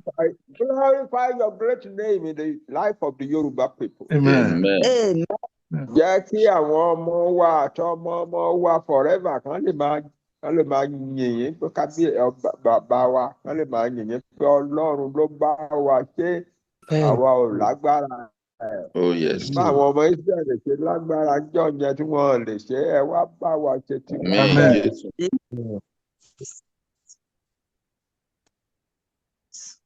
A dúpẹ́ púpọ̀, kábíyèsí bàbá wa. Ṣé bàbá? Lórúkọ olùgbàlà wa, Jésù Kristi, là ń gbàdúrà, là ń ké pè yín lénìí. Àmín. Then not in desperation, we are calling upon you in faith. Amen. Amen. Knowing that you can do whatever you desire to do. Heavenly Father, desire to liberate the Yoruba people now. Amen. Amen. Thank you, Father. Thank you, Jesus. In the name of our Savior, Jesus Christ, we pray. Amen. In Jesus Christ of Nazareth name. Mímọ́ máa kú iṣẹ́ o. Kábíyèsí. Olùgbàlà kú iṣẹ́. Ọlọ́run àgbàlagbà. Ọba dání máa gbàgbé ẹni ẹ kú iṣẹ́. A ní bàbá kan o. Bàbá ara tó mọ yìí ọmọ. Mo ní àní Jésù o. Bàbá ara tó mọ yìí ọmọ. Kò mà jẹ́ fi wá ṣeré. Bàbá ara tó mọ yìí ọmọ. Ó ń gbọ́ àdúrà wa o. Bàbá ara tó mọ yìí ọmọ. Ẹ wá wò ẹ wá wò ẹ wá wò olùgbàlà ọlọ́wọ́ gbọgbọrọgbọ tó yọmọ rẹ̀ lọ́fìn ayé. Ẹ wá wò olùgbàlà tó sáyé wá di rere. You are the Lord, that is your name. Yes, Lord. You will never share your glory with anyone. You will never share your glory with anybody. Almighty God, that is your name. Níbi tí a ti bẹ̀rẹ̀, ibi tí a bá débi tí ẹ mú wa lọ, àdarí gbogbo ògo padà sọ́dọ̀ yín, Jésù, Ọlọ́run Odùduwà. Àdarí gbogbo ògo padà sọ́dọ̀ yín o. Ọlọ́run wa tó ń gbé níbi gíga. Àdarí gbogbo ògo padà sọ́dọ̀ yín. Àwa ọmọ Yorùbá káàkiri àgbáláyé. Àwọn oníṣẹ̀ṣe ni. Àwọn Muslim àti Kírísítẹ́nì. Àtọmọ́kẹ́lá ní àgbàlagbà wa adúpẹ́ ibi tí ẹ ràn wá lọ́wọ́ dé o. Kì í ṣe bí máa ṣe wà ní o. Adúpẹ́ fún bí ẹ ṣe gbé bàbá wa yìí kalẹ̀. Pírọfẹ́sọ̀ Emeritus Banji Akíntóyè. Tí ẹ fún ní orí ọ̀fẹ́ láti jẹ́ kó jẹ́ olórí wa nígbà yìí àti àkókò yìí. Gbogbo àwọn èèyàn gbogbo tí ẹ ń lò àwọn bàbá wa ní Olúwa wọ́n pọ̀ rẹpẹtẹ. Ọkùnrin obìnrin wọn pọ̀ ní àyíká ìtàjídá wa ní ilẹ̀ àlàyé ní Yorùbá gangan. Àti káàkiri àgbáláyé tí ẹ gbé dúró tí wọ́n gbàdúrà ní ọ̀sán àti ní òru láìsí láìṣàárẹ̀. Wọ́n ṣe ètùtù lóríṣiríṣi. Àdúgbò pé ìwọ lọ́ba tẹ́ lè ṣe kì í ṣènìyàn. Ibi ẹ bá wà dé lóní orin ọpẹ́ ló yẹ ọ́. Bàbá dúpẹ́ dúpẹ́ o. Jésù àwa dúpẹ́. Ibi ẹ bá wà dé lóní orin ọpẹ́ ló yẹ ọ́. A dúpẹ́ pé kọ sí ọká bá wọ Ọlọ́run pàdé ní oṣù June. Káwọn obìnrin rere, àwọn obìnrin tó gbọ́ tọkọ àtàwọn opó, àwọn obìnrin tó fẹ́ àlàáfíà fọmọ fún ẹbí fún ara fún ojúlùmọ̀ kan gbóhùn àdúrà ẹ̀bẹ̀ sókè sí Ọlọ́run. Kákẹ́kọ̀ọ́ Ọlọ́run kó lè gbà lọ gbogbo ogun tó ló ti wà á. A lè rí pé ẹ ti gbé iṣẹ́ náà ṣe, ẹ ti bá a ṣe. Àwọn tí ò tí gbàdúrà kí ọjọ́ mẹ́ta tó pín àwọn bẹ́ẹ̀ tí gbàdúrà sí láti lè dúpẹ́ àti máa gbàdúrà sí oṣù lọ́pọ̀lọpọ̀. Kábíyèsí ẹ ṣé o, pé ẹ ó gbà wá lọ́wọ́ ta. Pé ẹ̀yin lè ṣe kì í ṣènìyàn. Ọpẹ́ la mú wá fún ọjọ́ mẹ́ta yìí o. Tídé yìí, ẹ ṣé ibi tẹ́ ti bẹ̀rẹ̀. Ẹ ṣé ibi tẹ́ bá dé. Adúpẹ́ o Jésù ibi tẹ́ mú wa lọ. In Jesus' name we have prayed. Amen. Màtòmọ́mọ́ fi sáyọ̀ kan gbàdúrà ọpẹ́ fún obìnrin tó wá lò. Tí akẹ́kọ̀ọ́ dúpẹ́ lọ́wọ́ Ọlọ́run lórí bàbá wa, bàbá iṣẹ́ o, fún ọ̀rọ̀ ìyànjú tí ẹ fi bọ́ wa. Ohun tí àti ìgbọ́ nígbà kékeré wa tá àti ẹ̀ tí ìgbọ́ ẹ tún fún wa ní ẹyẹ ká mọ nǹkan tó ń ṣẹlẹ̀ lájọ tó ti pẹ́ ẹ tún wá sọ ilé tó ń ṣẹlẹ̀ ilé tó máa ṣẹlẹ̀ sí. Mo dúpẹ́ pé bẹ́ẹ̀ ṣe gbàdúrà rẹ̀ ní pẹ̀lú ẹkún àti omijé yín yẹ. Olúwa yóò omijé wa nù á sẹ́kún wa dẹ̀ rí. Bí ẹkún pẹ́ dalẹ́ kan ayọ̀ ń bọ̀ ní òwúrọ̀ gbogbo ọmọ káàró òjíire. Ọ̀tá ní gbalẹ̀ kò ní gbàna wa kò ní gba dúkìá wa. Akígbákà lọ́wọ́ àkìtìrán kí n gbálẹ̀ bọ́ ìnáwó ẹ̀nà pẹ̀lú ọdún ajá fún láàárọ̀ àṣà àti ní àṣálẹ́. Láìpẹ́ àpè mọ̀mọ́ wa adúpẹ́lẹ́wọ̀ gbogbo èèyàn tẹ́wá lórí ìkànnì. Àwọn tó nàpa wá ní Facebook, YouTube ní o, Instagram ní káàkiri. Ẹ ṣé o, àdúrà àgbà ọ̀la a tún máa tẹ̀síwájú, ọ̀tún máa tẹ̀síwájú. A máa pe àwọn méjì nísìnyí tá gbàdúrà ọpẹ́ fún wa, àdúrà ọpẹ́ ní o, àbẹ̀rẹ̀ okòhun. Ọmọ Fisáyọ̀ àgbàdúrà dẹ́ bàbá wa Reverend Ògúnṣàkín àgbàdúrà fún ọkùnrin. Màmá wa Fisáyọ̀ àgbàdúrà ọpẹ́ àdúrà ṣókí ẹ ṣé o. God bless. Praise the Lord. Hallelujah. Ẹ jẹ́ ká kọ́kọ́ kọ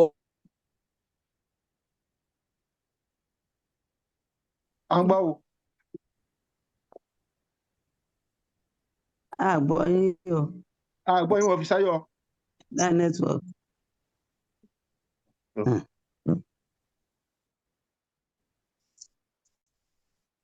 Ọlọ́run á gbà wá ní location 9. Okay, ṣe pick up tí ọba ti gbọ́ kẹ́ olùdarí ṣe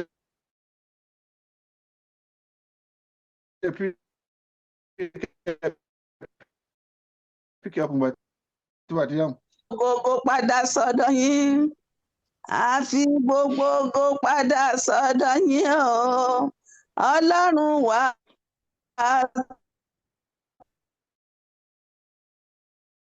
tó ń gbé níbi gíga. Ṣé ẹ gbọ́ mi báyìí? Nẹ́tíwọ̀kì ni ní orúkọ Jésù. Amen. Ṣé ẹ gbọ́ A ti ń gbọ́ yín bẹ́ẹ̀. ní orúkọ Jésù? Amen. Ní agbára Amen. Jésù. Olúwa ìyá gbé yín ga yín lógo. Ṣé A gbé yín ga nítorí pé àwa ni ọmọ yín tí ó ń gbọ́ ohùn yín tí a dẹ̀ ń ṣe bí ẹ ti fẹ́. Ọ̀rọ̀ jáde ní ọjọ́ kìíní sí ọjọ́ kẹta, ọjọ́ kejì sí ọjọ́ kẹrin. Ẹgbógun yín síta mọ̀. Àwa obìnrin Ẹgbógun yín síta.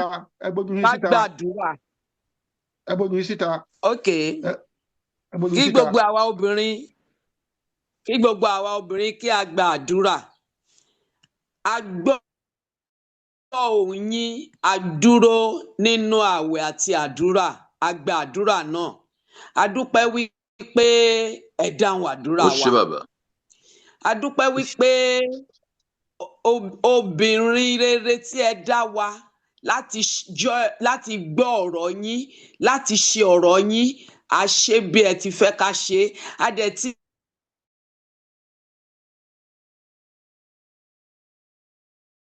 ń rí èsì àdúrà tí a gbà.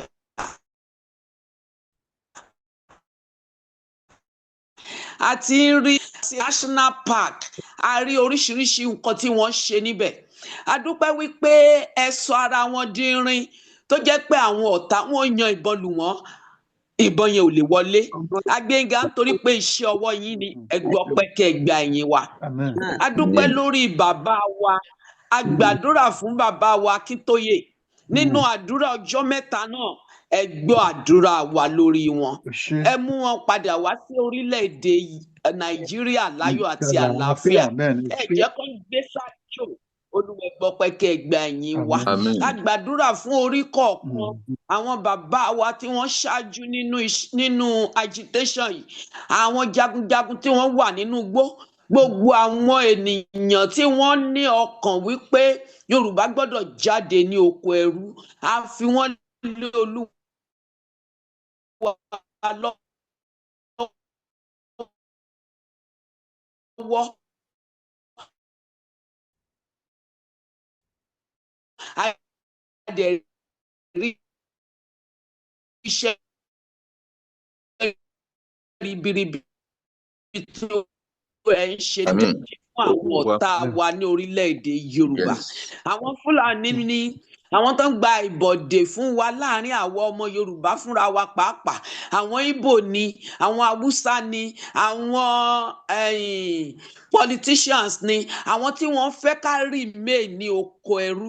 Gbogbo wọn lẹ́yìn yóò parun sí oko sí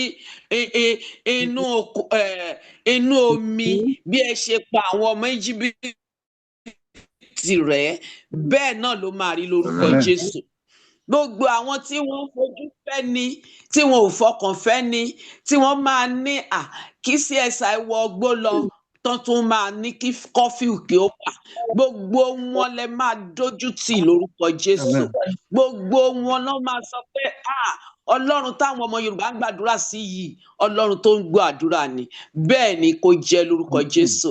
Láìpẹ́ láì jìnnà, ẹ̀yin yóò mú wa kúrò lóko ẹrú tá a wà. Ẹ̀yin yóò mú wa sí ilẹ̀ tí ó ń ṣàn fún wàrà àti oyin ní orúkọ Jésù Kristi Olúwa àti Olùgbàlà wa. Àjọ pásítọ̀ Akéwì, ẹ gbàdá fún àwọn ọ̀dọ́. Bàbá Ògúnṣàkí á gbàdá fún àwọn àgbàlagbà ọkùnrin bá ṣe máa ṣe. lágbẹ̀yàn àwọn tó máa wá sí ṣọ́ọ̀ṣì. Okay, all right, okay. Bàbá Ògúnṣakin ẹ gbàdúrà.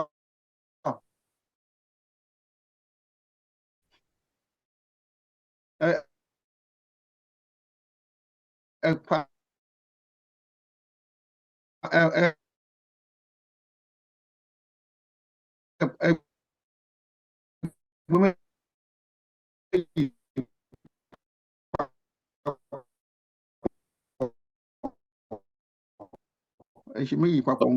lọ́pọ̀lọpọ̀ ní oṣù jù náà a sọ wípé ó ṣeun bàbá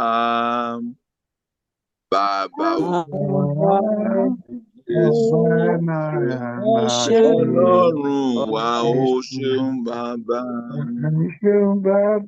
ìyẹ́ Ọlọ́run wa ọba tó gbọ́ àdúrà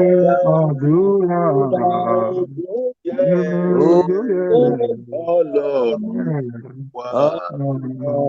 wa ọba tó gbọ́ àdúrà ọpẹ́ yẹ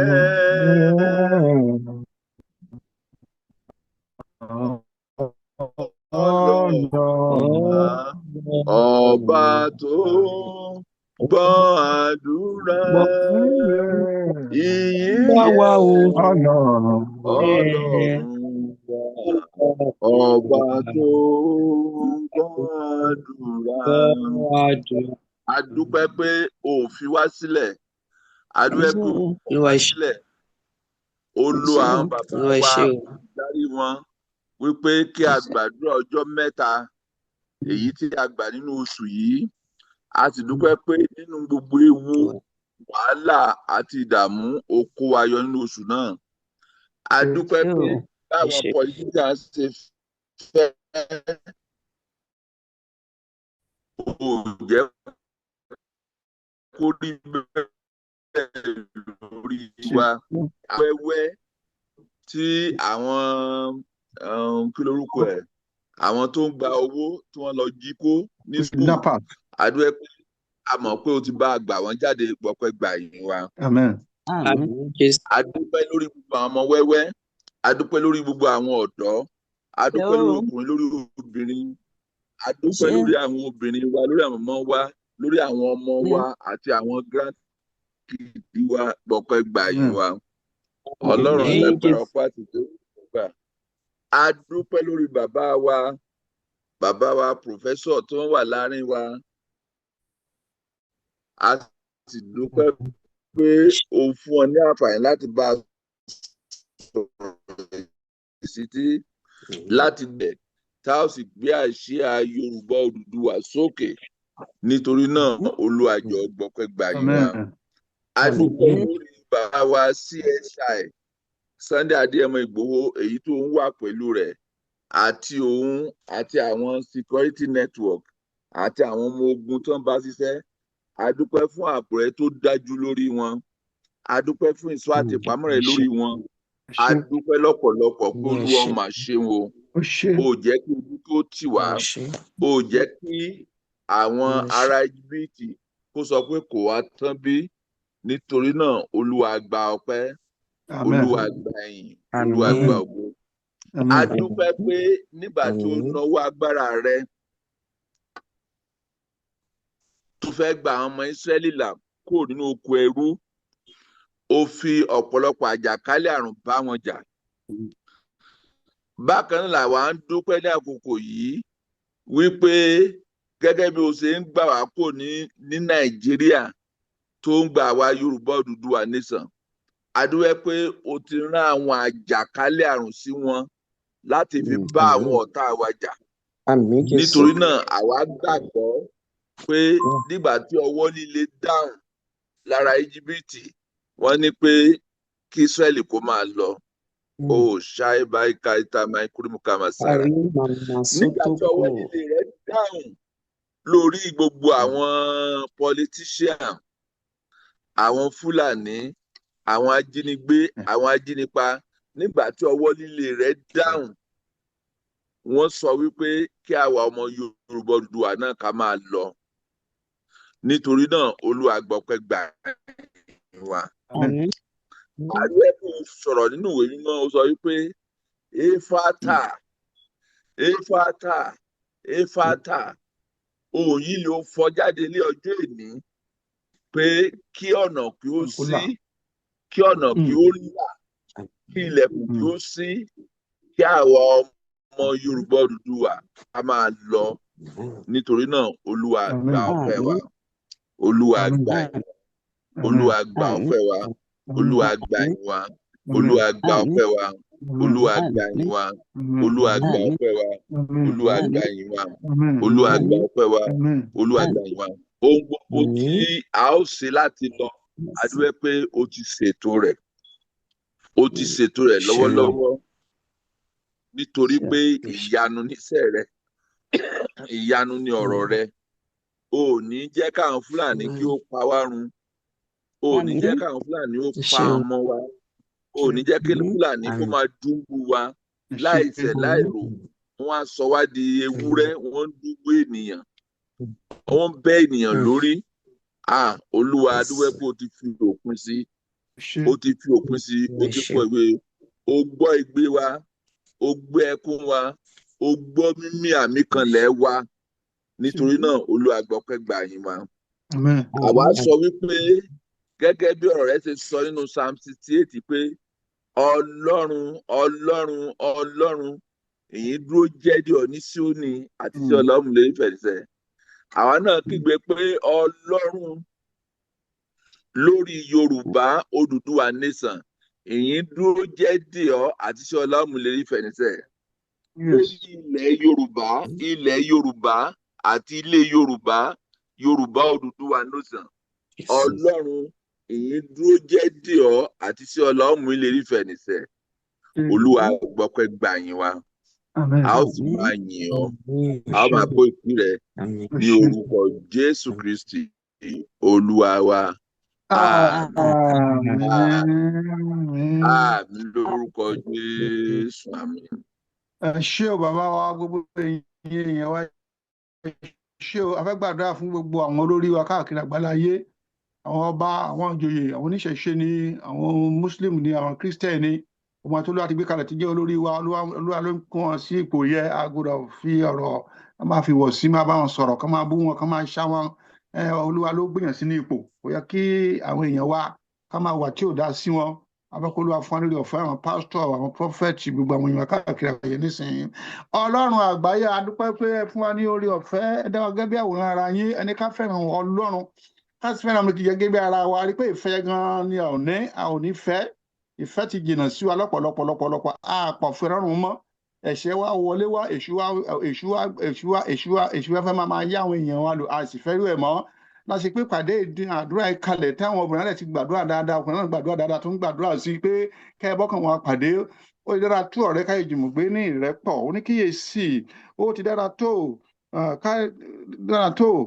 láti jùmọ̀ gbé ní ìrẹ́pọ̀ ó dàbí òróró ìkunra ibi tí ó wà lórí Áárónì tí ó sàn láti ìrùgbọ̀n rẹ̀ ní dé aṣọ rẹ̀ bí ìrì Ámónì tí ó sàn lórí òkè Síónì nítorí níbẹ̀ ni Olúwa gbé pàṣẹ ìbùkún àní ìyè láéláé àwọn afẹ́ kí nílẹ̀ Nàìjíríà gangan bí láṣẹ wà a gbàdúrà fún gbogbo àwọn olórí wa nílẹ̀ Nàìjíríà káàkiri àgbáláyé tó wà ní Nàìjíríà a gbàdúrà fún wọn lọ́wọ́lọ́wọ́ láti wá gàgà bá bàbá wa Bọ́lá Ahmed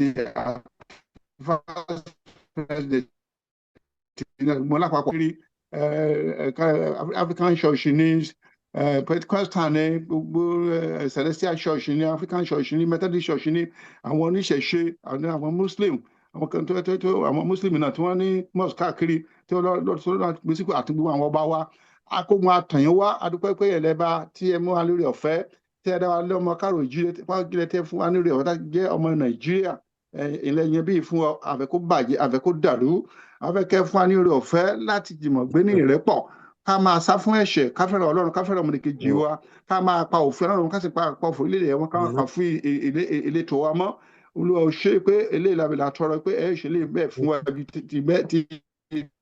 ti tẹ́tẹ́ lọ ògo orí fún Jésù báyìí ní àwọn èèyàn tó pé iṣu yálò àwa bẹ̀rẹ̀ Ọlọ́run tí Olúwa ní láti ẹ̀kún rẹ̀ ayé àwọn tó lè sún rẹ̀ wọ́n ní ọkàn ọba ọkàn ìjọba ìnáwó Ọlọ́run wọ́n fẹ́ kẹ́ fọ́tọ́ àwọn tó pé iṣu gírí ọkàn wọn kẹ́ bọ́kàn wọn pàdé kún lè yí padà sí Ọlọ́run kí ìwà búburú ìwà ìkà ìwà ìbínú àránkàn àsọ̀kan gbogbo ìwà tí ò dára kó lè mú kó nu ọkàn wọn ọkàn gangan lolúwa sì ń fẹ́ afẹ́kẹ́ tọ́kẹ́ bọ́kàn wọn pàdé àwọn ẹlẹ́ṣẹ̀ wọ̀nyí ẹ bọ́kàn wọn pàdé ẹ bọ́kàn wọn pàdé ẹ bọ́kàn wọn pàdé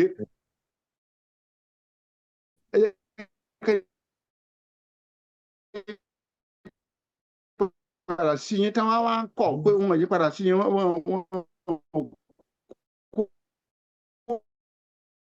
níwà bó káàkiri àwọn àgbáyé olùgbẹ̀san kó gbẹ̀san ara wọn kó lù wọ́n bolẹ̀ kó gbé wọn kúrò nílẹ̀ àlàyé káàlà fẹ́ràn kó sì jọba kó bẹ̀ kó ṣe bẹ́ẹ̀ ní àpapọ̀ wọ́n fẹ́ kẹ́ fún anírè ọ̀fẹ́ sí táwa lókè òkun tó wà ní Nàìjíríà gangan náà táwa wà káàkiri kẹ́ fún anírè ọ̀fẹ́ àtọmọ Nàìjíríà ká fún anírè ọ̀fẹ́ láti máa pa òfin Ọlọ́run mọ́ ká ṣe gbogbo kan létòlétò kán máa kówó jẹ kí àwọn èèyàn wa kán máa búra kán máa ṣára kán máa ṣépè orí ọ̀fẹ́ tí a fi bọ̀wọ̀ fún ọ̀rẹ́ kórìbẹ̀ kó ṣe bẹ́ẹ̀ à ń tẹ̀síwájú ní ètò àdúrà yìí ní ọjọ́ kìíní ọ̀la a tún máa tẹ̀síwájú ọ̀tún ọ̀la máa parí oṣù June a parí a dúpẹ́ pé gbogbo ogun tán ò dá mọ́ wa tó rápálá wọnú ayé ẹnìkọ̀ọ̀kan wa ilé ẹnìkọ̀ọ̀kan ayé ọkọ ayé aya ọmọdé àtàgbàlagbà wa ìlú wa ilẹ̀ wa àwọn nǹkan tá ò fẹ́ tó ti wá sí ọ̀sọ́dọ̀dẹ̀ wa nínú ọkàn wa mo pàṣẹ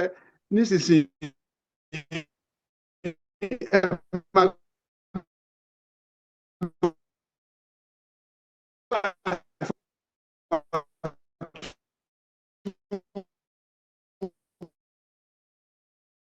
ẹgbà ìfàtú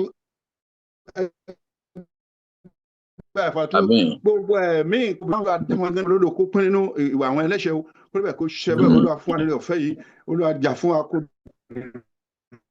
fún wa lọ́wọ́ ẹ̀mí mọ́ Ọlọ́run kó ràn wá lọ́wọ́ ká túmọ̀ jẹ́ ní ẹ̀rẹ́ pọ̀ ká ṣe rere sọ́dọ̀ wa o ìbànújẹ́ kó jìnnà sí wa o lórúkọ Jésù àdúpẹ́ Ọlọ́run ẹ̀sẹ̀ tìrì gbẹ̀sán àwọn ọ̀tá ò mọ́yẹ́kọ́ tá borí wa o lápapọ̀ Nàìjíríà lọ́wọ́ yín lábẹ́ kọjá eléyìí tó dára jù tó yẹ kẹ́ bá ṣe fún wa bí a ṣe ń jíròrò bó lọ́kì sọ pé ká máa pín Nàìjíríà sí 6 ó dára lọ́pọ̀lọpọ̀ tẹ́ máa dẹ̀ fẹ́ pín náà eléyìí tó dára jù ní kẹ́ bá wa ṣe fún wa àfẹ́ kẹ́ bá wa ṣe kó dára kí iná kó wà kómi kó wà kó lọ létòlétò kí ẹran kó ṣẹlẹ̀ bá wa ṣe àwọn olórí wa ẹ̀mí ọ̀run ni kó lò wọ́n kì í ṣe ẹ̀mí ti ara ò ní èrè ẹ̀mí ló ní èrè àwọn fẹ́ kẹ́ mí sí ẹnìkọ̀ọ̀kan àwọn olórí wa káàkiri àgbáláyé tí ẹ máa lò fún wa àfẹ́ dúkìá wa àfẹ́ kó bàjẹ́ àfẹ́ ogun àfẹ́ ọ̀tẹ̀ kájúmọ̀ gbé ní ìrẹ́pọ̀ káwọn ará ń tèbò kájú gbogbo kan tí kan ṣe létòlétò kí ẹran kó ṣẹlẹ̀ ọ̀gá ogun gbàkóso ẹ̀mọ́ gbàkóso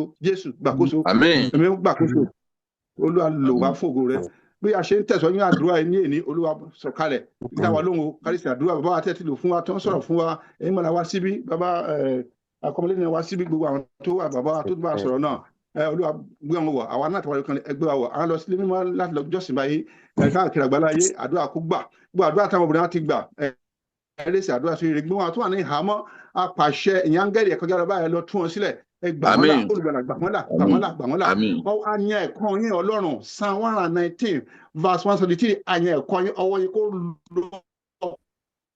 lọ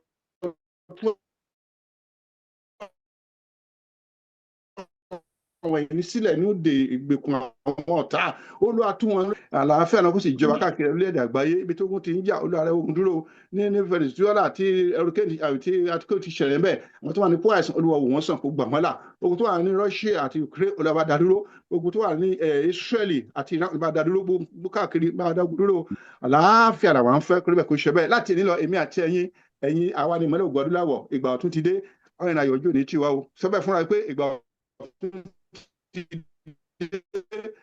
màá rìn àyè ojú ní tìmí àwọn ọmọ Yorùbá àwọn káàkiri ní ìmọ́lẹ̀ ògùn adúláwọ̀ ìgbà ọ̀tun ti dé ọ̀rìn àyè ojú ní tiwa o lọ ṣe pẹ̀lú gbàdúrà o ṣe lọ́pọ̀lọpọ̀ ògo ni fún Jésù o ṣe o Jésù ọba lágbára ìgbà tí a dọ̀dọ̀ rẹ̀ ò lẹ́ bá wa ṣe ọba tí kò yí padà ẹ ṣé o bàbá ẹ ṣé o Jésù ọba lágbára ìgbà tí a dọ̀dọ̀ rẹ̀ ò lẹ bá wa ṣe ọba tí kò yí padà ó ṣé o bàbá Olúwa nawọ́ rẹ jáde kẹsì gbà lọ́wọ́ ta kí àmì Ọlọ́run kó wà ní ara nìkọ̀ọ̀kan wa àmì Ọlọ́run kó wà ní orí rẹ kó wà ní ara wa àtìlé wa pàtó àríwá oṣù ní wa mú a sì jèrè ilẹ̀ náà ògo ni fún Olúwa máa tẹ̀síwájú láti náà ti láéláé àmín àmín àmín lórúkọ Jésù amen amen amen a fẹ́ ṣe announcement nísinsìnyí ẹ ṣé o gbogbo yẹn wá bàbá Agbóyájú Yorùbá media world media ẹ ṣé o tí ẹ ràn wá lọ́wọ́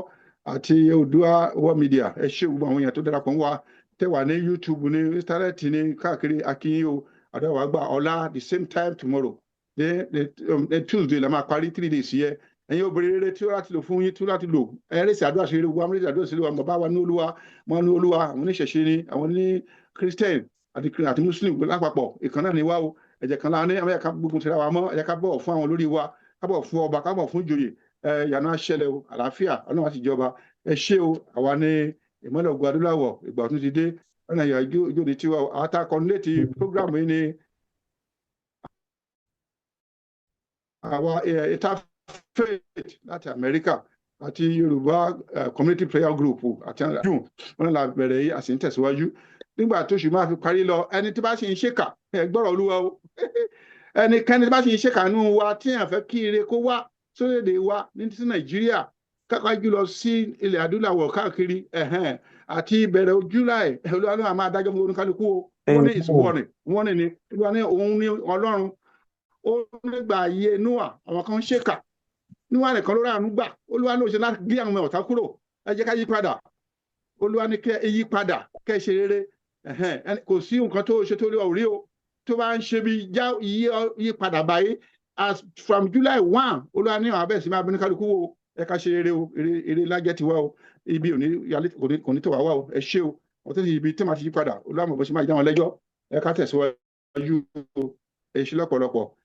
In Jesus' name we pray. Amen. Amen. Amen. Ẹ ṣé o. Bàbá Ògúnṣàkín. Yes, sir. Yes, sir. Bàbá Ògúnṣàkín. Ṣé ìṣeré ọ̀fẹ́ fún ìṣeré ọ̀fẹ́ sà? Ká close. Ẹ ṣé. Ǹjẹ́ kí orí ọ̀fẹ́ Jésù Kristi Olúwa wa ìfẹ́ mọ́ ti Ọlọ́run agbára ọ̀gá ògo kó sújìbò wá kó sì máa bá a gbé láti sí lọ àti ti láéláé. Àmín. Àmín. Àmín lórúkọ Jésù. Àmín lórúkọ Jésù. Ká hallelujah méjìlá ẹ ká sọ pé èmi ni ìmọ́lẹ̀ Ògo Adúláwọ̀ sọ bẹ́ẹ̀. Èmi ni ìmọ́lẹ̀ Ògo Adúláwọ̀. Èmi ni ìmọ́lẹ̀ Ògo Adúláwọ̀. Ìgbà ọ̀tun ti dé màá rẹ́ni ayọ̀ ojú òní tì mí. Màá rẹ́ni ayọ̀ ojú òní tì wá sọ bẹ́ẹ̀ o. Gbogbo àwọn ọmọ Yorùbá káàrọ̀ òjíire àwa ni ìmọ́lẹ̀ Ògo Adúláwọ̀. Ìgbà ọ̀tun ti dé màá rẹ́ni ayọ̀ ojú òní tì wá. Hallelujah méjìlá ó yá o. Hallelujah méjìlá ó yá o. Hallelujah. Hallelujah. Hallelujah. Hallelujah. Hallelujah. Hallelujah. Hallelujah. Hallelujah. Hallelujah. Hallelujah. Hallelujah. Hallelujah. Hallelujah. Hallelujah. Hallelujah. Hallelujah. Hallelujah. Ẹ ṣé o, àkọ́kọ́ o. Agbóyájú ẹ ṣé o, bàbá wa Ògúnníbídó ẹ ṣé o, gbogbo ẹ̀yin èèyàn àti ẹ ló káàkiri Olúwa ṣé o, adúpẹ́ lọ́wọ́ yín o. Ìpàdé wa pẹ̀lú ayọ̀ ni ẹ tí a rí kan ní ẹjọ́ I love you all. God bless. Bye bye. Shalom.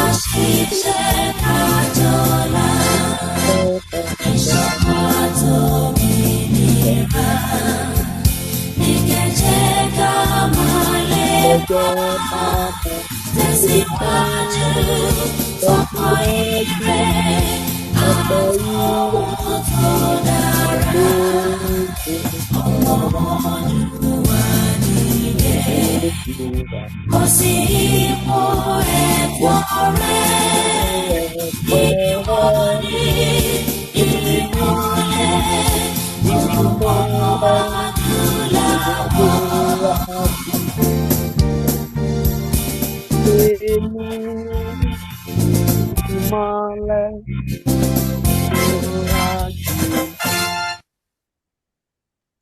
Ó dàbọ̀.